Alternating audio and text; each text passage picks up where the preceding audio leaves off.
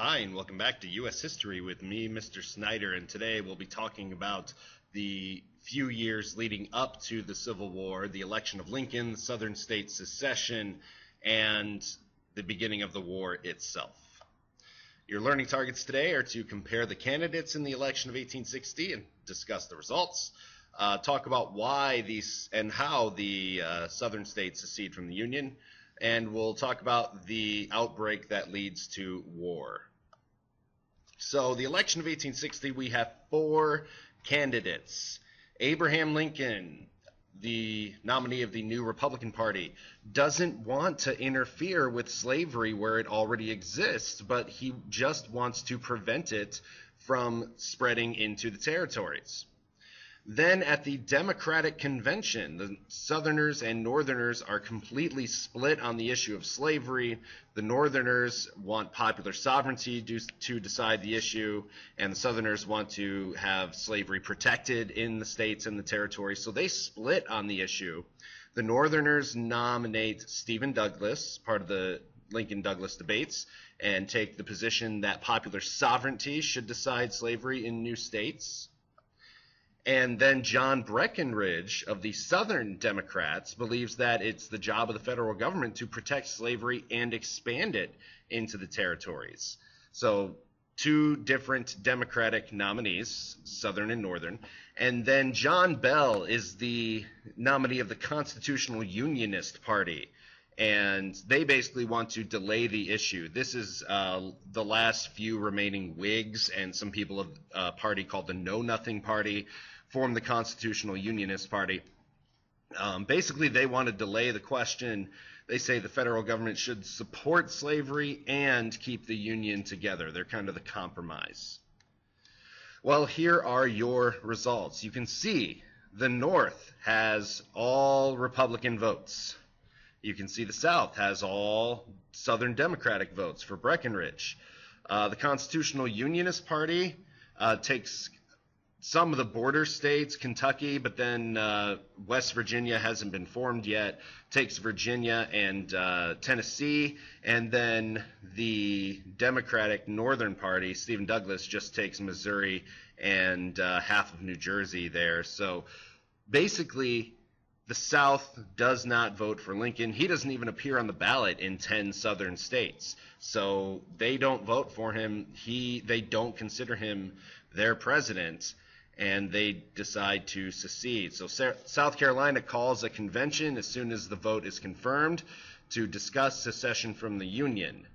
And they did this because they believe that they have elected a president, quote, whose opinions and purposes are hostile to slavery, but only slavery in the territories. He said he wants to leave it in the southern states. 6 other states, Florida, Georgia, Alabama, Mississippi, Louisiana, and Texas, leave in the next few weeks in January 1861. So these 7 states form the Confederate States of America. They are a confederation, which is a system of government that gives more power to the regional governments, or in this case, the state governments. But their constitution is very, very similar to ours. And you can see here the far southern states are the first to secede, and then 4 more states joined them, Arkansas, Tennessee, North Carolina, Virginia, after the Battle of Fort Sumter. And then West Virginia will break away and become border states, but then we have Maryland, Delaware, Kentucky, and Missouri are still slave states that do not secede from the Union. And in 1860, December, a resolution and a couple amendments packaged together called the Crittenden Compromise are introduced by Kentucky Senator John Crittenden, whose goal is to resolve this secession crisis by giving in to the demands of the southern states. Some of those are to allow slavery in the western territories south of the 3630 line, or the Missouri Compromise line. Federal funds should be set aside to reimburse southern slaveholders for unreturned slaves, so they can buy more slaves. And Congress can't, there's a bunch of them that say Congress cannot interfere with slavery in the slave states or in Washington, D.C. ever. The Crittenden Compromise is voted down by both the Senate and the House, and other last-ditch efforts like a secret peace talks in Washington, D.C. to save the Union also fail. So it looks like we're either going to go to war or something is going to have to happen to get these states back. President Buchanan, on his way out in the beginning of 1861, does not believe he has the authority to prevent states breaking away from the Union, and he makes no serious effort to do so. Lincoln takes office on March 4th and tells the South he does not want to interfere with slavery in the South, but he will preserve the Union. He doesn't believe in secession. He calls these states in rebellion. And he says, we're not going to start a war with you unless the South starts it. Well, the South does start it. The South begins seizing the federal forts that used to belong to the North within their borders. 4 forts remained in Union control, including Fort Sumter on the Carolina coast. The South, they won't let supplies get to it. They do a siege of the fort, and they prevent supplies getting to it. So these people are running out of food, clean water. Lincoln has a delicate situation to deal with here, and he decides to only send food to the people, no arms, no reinforcements. He sends food to the people in the fort, and with this, the Confederates fire on the fort, forcing its surrender, and the Confederates win the Battle of Fort Sumter.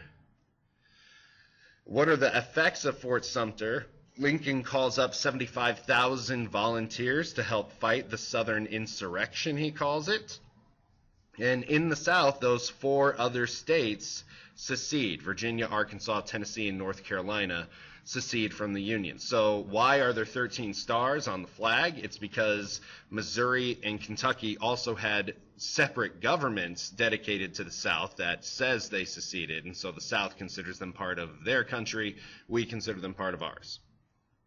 So here's just a kind of lead up to secession, the causes, the events of secession, and then the effects. So this is just kind of a recap of the Southern states seceding.